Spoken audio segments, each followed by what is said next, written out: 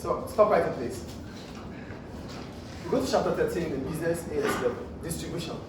When we're talking about distribution, it's simply talking about the convenience of customers, how customers are being located because of selling to them. That is what distribution is about. So here I wrote.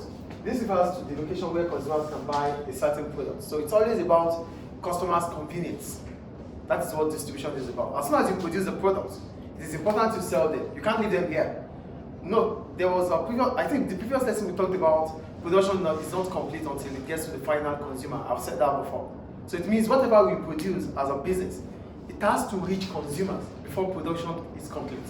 So the stage of production, it is not complete until customers are able to buy. So the process of getting it to customers is what we call the distribution channel. There's distribution, which talks about the location of products to the customer's convenience. So the link to which the product moves from that producer to the final user of the product is called the distribution channel. Do you understand distribution channel now?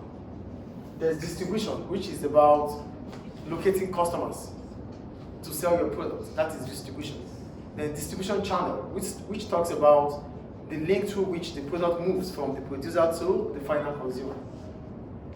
Do you understand distribution channel? Yes. And the difference between it and distribution? Clear, right? So we have different stages of distribution. We have the second stage, the third stage, and the fourth stage. So the second stage is about a direct selling, which means from producer to the user. Like the bakery you go to, it's two stage. They produce the bread in the bakery and you go there to buy. Do you understand two stage here? So I wrote two stage. This involves both producers and consumers. That means there's no intermediary between them. There's no intermediary between the producer and the consumer. Intermediaries are the wholesalers or the agents or retailers. We're going to get there. But right now, the focus is on producers and consumers without an intermediary. To get the point here. We call it two-stage because there's no intermediary between both producers and consumers. We only have those two doing the transaction. Do we get it, please? Do we get it or not? Yeah. All right. So, okay, this involves both. Okay, yeah, I'm done about that. So, what are the types of two-stage promotion, methods of two-stage promotion, or two-stage distribution? The first one is the internet. I think we know the internet, right? So for the internet, we call it e-tailing or e-commerce. What does that simply mean? It means there's a platform where producers and consumers are able to sell their products. So the platform is called the internet, the internet. So there's the internet, which allows both producers and consumers to transact using e-commerce or e-tailing. Do you get the point here? There's a link between producers and the consumers via the internet. So we call it e-commerce. Do you understand that? The second one, direct mail. This is where suppliers send promotions to customers through post. Through postal order, they send promotion, they send advert, they send things that they're selling. They promote it. They send it via the mail to different potential customers. And if they like it, they will actually buy. So the first thing is we send what we sell to customers. And if they like it, then they buy. That is what direct mail is about. You send a mail or post, a postal to them to see if they need your product or service. Then if they need it, immediately they buy. Do you understand direct mail or not? Yeah. Direct mail is also another sort of two-stage distribution. Because the point is, the consumer does not know about the product until he or she is aware that the product is available or the product is in existence. Is it like a way of advertising? Well, it's exit advertising. But when you look at it, you are expecting a feedback. So it is not. It doesn't end with advertising. When it is advertising, it's simply like, okay, they may or they might not buy. But if you are sending a mail, your expectation is for that customer to buy. So they are advertising At the same time, wanting a feedback. So and if that feedback comes in, it means there's a direct selling, which is two-stage distribution. Is it clear?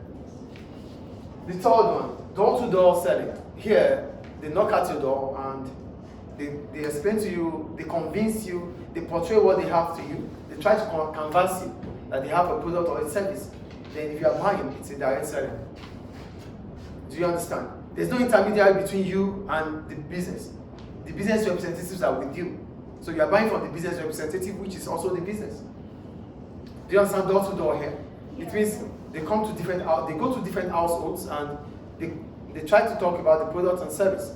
Then if the household buys, then it is direct selling. Do you understand door to door? Yes. Do we understand door to door, please? Yes. Then the next one is mail order catalog. Here, catalogs are saying, you know catalogs, right? Combination of different products or different product portfolio. It is a catalog, they send to you whichever one you want, you take it, then you apply them and then you sell. You buy from them. For catalogs, they send it via the mail to you. So whatever the business product portfolio is, you find it out through the catalog. Whatever you need to buy them, then you choose, then you reply them, then you buy. Do we get it or not? Do we get it or not? The response is not. Yes. Okay. Then we have direct response advert. Here, the advert is placed on the newspaper, maybe national newspaper or local newspaper. So as soon as the advert is done, the response comes from that advert. They use newspapers or magazines or specialist magazines. They make adverts on it, and as soon as you get the advert as a potential customer, you buy from them. That is how they sell. So you're not buying from an intermediary. You saw the advert and you're buying. Do we understand direct selling here too? The next one, shopping parties. Here, the business will organize a social gathering where they're going to invite different people. So those invitees are expected to buy the product or service. They organize a party, a social gathering, where they can invite countless number of people, and those people are expected to buy whatever product or service the business is selling. Do we understand that? Do you understand or not, please? And the last one, telephone selling. Here, a call is put through to potential customers for them to buy. And most of the time, because people might not pick up calls, random calls, you might not want to pick it up. But it's also a form of selling, where you have to just put a call through to a potential customer if they need to buy, and I wouldn't allow that anymore. And as soon as the phone is made, the call is passed through. If the potential customer needs the product, he or she will buy. That is also direct selling. Do we understand direct selling here? So the advantage about all these methods of selling is that there is no intermediary between the producers and the consumers. Therefore, it might make the price of the products to be cheaper. Do you get the point I'm making or not? Because there's no intermediary between the producer and consumer, it means the amount of the price charged or set will be lower. Unlike when there's an intermediary. As long as there's an intermediary, the producer has the cost of its production. The intermediary wants to make more money also. Then the intermediary will put a certain amount on it before it sells to the consumer. Do you get the point I'm making or not? Yeah. With an intermediary, which means either a wholesaler or a retailer, the price of goods are likely to be increasing than when it is between the producer and the consumer. If it's between the producer and the consumer, the producer knows the amount he wants to sell. So all costs are not going to be passed on to consumers.